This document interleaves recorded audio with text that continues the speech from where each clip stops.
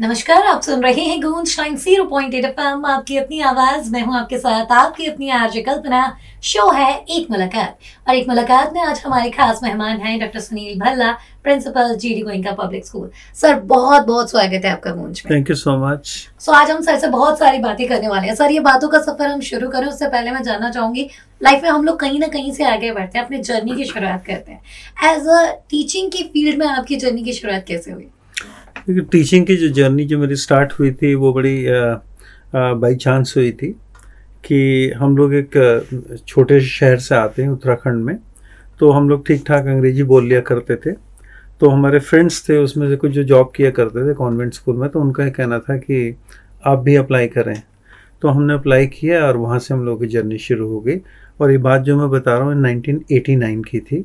तो 89 से लेकर अभी तक वो जर्नी जो है वो कंटिन्यूड है। और डेफिनेटली सर, ये अनस्टॉपेबल जर्नी आपकी ऐसे ही चलती जाए।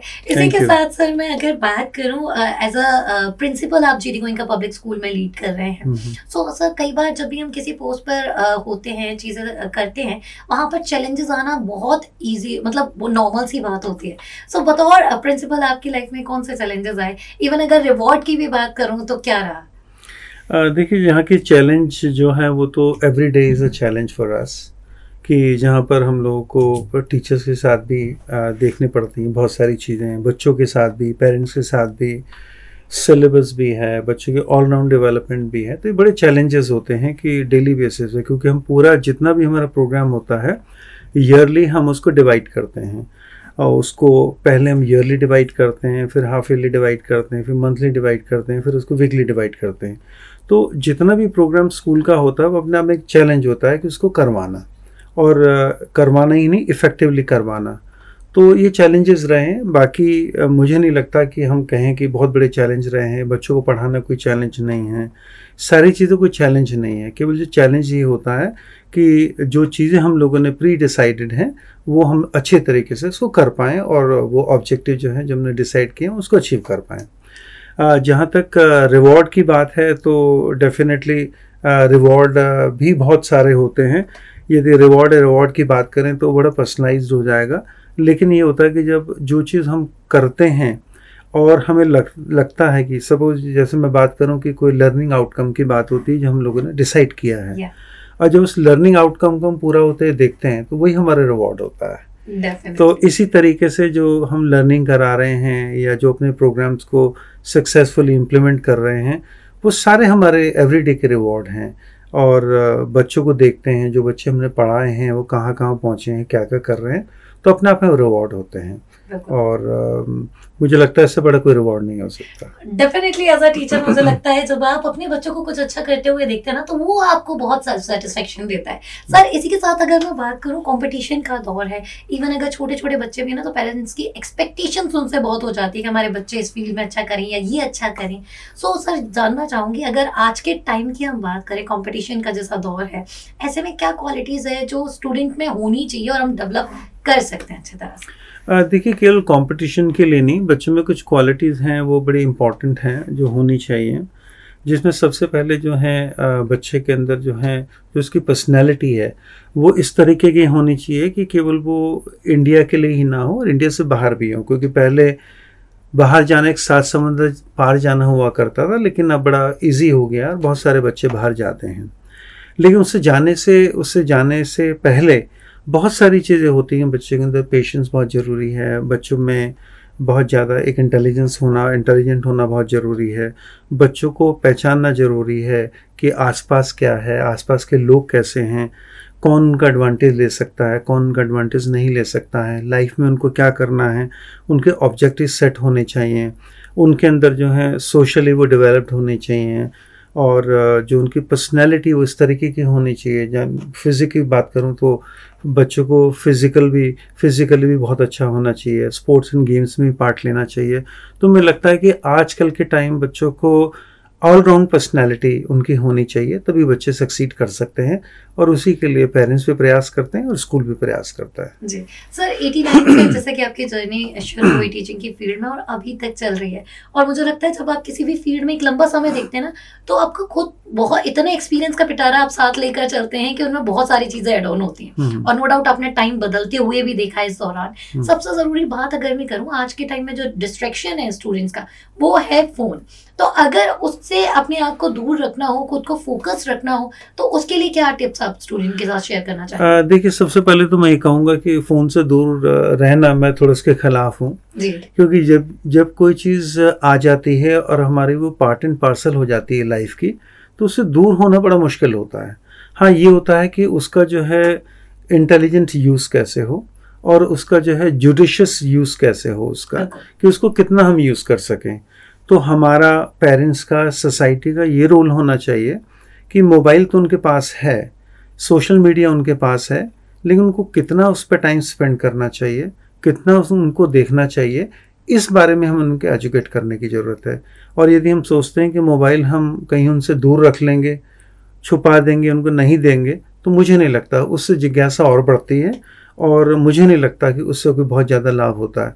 तो बेटर ये होगा कि हम बच्चों को ये बताने की कोशिश करें कि ज़्यादा टाइम स्पेंड करने से सोशल मीडिया पे या मोबाइल को यूज़ करने से किस तरीके का उनको जो है क्या बोलते हैं हानि होती है। ये नहीं कि हम छुपा दें उसको, तो वो तो पार्ट एंड पार्सल है। Mobile is very important. यदि उसको, और कई बच्चे ऐसे हैं यदि देखें तो हो सकता है कि उसमें बच्चे कुछ जो मैटर हो वो एजुकेशन का दिख रहे हों, कुछ ऐसे बच्चे हों जो अपने ऑब्जेक्टिव को देखने के लिए जो हैं करने के लिए कुछ ऐसा उसमें मैटर देख रहे हो। तो ऐसा नहीं होता कि जिस बच्चे के हाथ में मोबाइल है केवल वो नेगेटिव यूज़ उसका है, वो पॉजिटिव भी हो सकता है। और वो हमें सबको सिखाना है, जिसके लिए हम, सोसाइटी और स्कूल और parents, I think combined effort होना चाहिए। डेफिनेटली। और मुझे लगता है नजरिए का सब खेल है, आपके पास चीजें अवेलेबल है, लेकिन आपको उसका यूटिलाइज किस तरीके से करना है ये आप पे डिपेंड करता है। छोटी छोटी चीजें अगर यही हम अपने बच्चों को सिखाएंगे तो नो डाउट एक जो फ्यूचर में मुझे लगता है कि एक बड़ा क्वेश्चन कभी हमारे सामने आता है कि कई बार पेरेंट्स का भी होता है कि हमारा बच्चा फोन में सबसे ज्यादा टाइम देता है, तो मुझे लगता है ये सवाल हम काफी हद तक कम कर पाएंगे।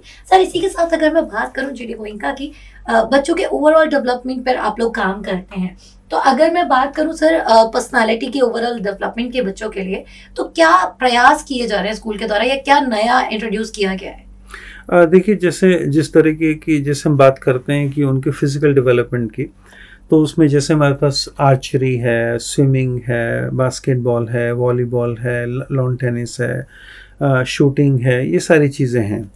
तो ये भी एक बहुत बड़ा इम्पॉर्टेंट रोल है जो प्ले करता है बच्चों की ओवरऑल डेवलपमेंट के लिए। बट उसके लिए हम बच्चों की जो हैं, बच्चों से 1-to-1 टॉक करते हैं, उनकी जो कुछ सेशंस करवाते हैं, कुछ बच्चों को एक्सपोजर देते हैं और उनका जो क्लास वाइज जो हैं उनसे इंटरेक्ट करते हैं, उनके करियर काउंसलिंग सेशंस कराते हैं।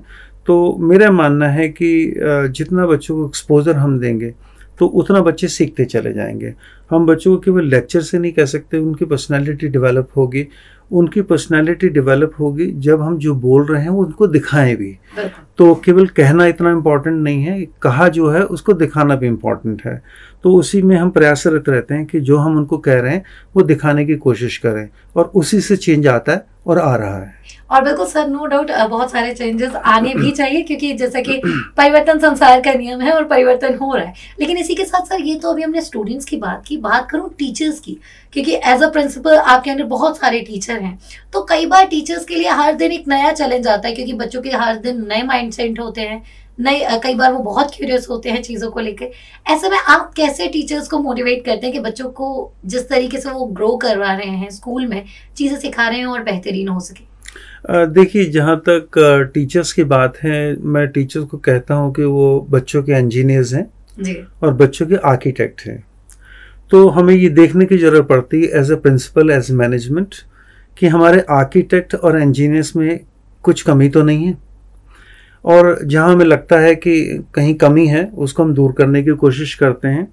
उनकी हम लोग बड़े रेगुलर बेसिस पे उनके सेशंस लेते हैं, और बहुत छोटी छोटी चीज़ें जो हैं वो उनको बताई जाती हैं कि जिससे, क्योंकि यदि हम आर्किटेक्ट की बात करें, इंजीनियरिंग की बात करें, मैं आपको सिंपल सी चीज़ यदि बताऊं कि यदि मैं आपसे कहूं कि पायलट बहुत अच्छे हैं, इनसे 1% मिस्टेक हो सकती है वाइल फ्लाइंग, तो आप शायद उस पर बैठेंगे नहीं इस प्लेन पे।